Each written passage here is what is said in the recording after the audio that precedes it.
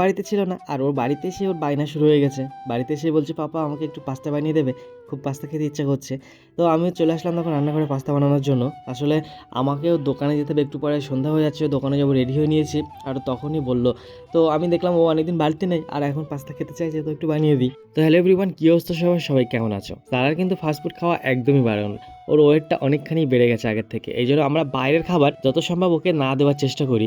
এই জন্য বাড়িতে দেখো চাউমিন, পাস্তা এটা ওটা এনে রেখেছি, ও যখন ইচ্ছা বাড়িতে বানিয়ে দিই একটু অল্প একটু করে, তো ওটাই খাই ও। তো দেখো রান্নাঘরে এসে আমি এখানে পেঁয়াজ রসুন ভাজা করে নিয়ে ওর মধ্যে দুটো ডিম ভেঙে দিচ্ছি পাস্তা বানানোর জন্য। আর পাস্তাটা আমি আজকে একটু বেশি করে নিয়েছি যাতে করে আমরা সবাই খেতে পারি। এমনিতে সারার মাম্মা আমি বানাই, কিন্তু আজকে আমাকেই বললো বানাতে। সারাও বললো, সারার মাম্মামও বললো যে তুমি আজকে পাস্তাটা বানিয়ে দাও, তাহলে ভালো লাগবে খেতে আরও। তো কি আর করা যাবে, সবার আবদার মেটাতে বানাচ্ছি পাস্তা। কারণ আমাকে আবার দোকানে যেতে হবে, আমার তো এবার এমনিতেই দেরি হয়ে গেছে অনেকটা, কারণ সারাদের নিয়ে আসতে গিয়েছিলাম, তো সেখানেও গিয়ে অনেক দেরি করে এসেছি, কারণ বৃষ্টি হচ্ছিল, তো বৃষ্টির জন্য তো বেরোতে পারিনি, ওই জন্য দেরি করে বেরিয়েছি। তো দেখো কথা বলতে বলতে আমার এদিকে পাস্তা বানানো হয়ে গেছে একদম। বাড়িতে এটা সেটা আমি প্রায় বানাতাম, কারণ আমাদের যখনই কিছু খেতে ইচ্ছা করতো তখনই আমি এটা ওটা বানিয়ে খেতাম। কিন্তু এখন আর সেরকম হয় না, কারণ সারার কথা মাথায় রেখেই হয় না এখন আর, কারণ ওর তো একটু সমস্যা ছিল, ওই জন্য ওর জন্যই আমি বিশেষ করে আরও বানাতে পারি না, কারণ ও তো খাবেই, আর বাচ্চা মানুষ অত শুনবে না কথা, কারণ ওকে রেখে তো আমরা আবার খেতেও পারবো না।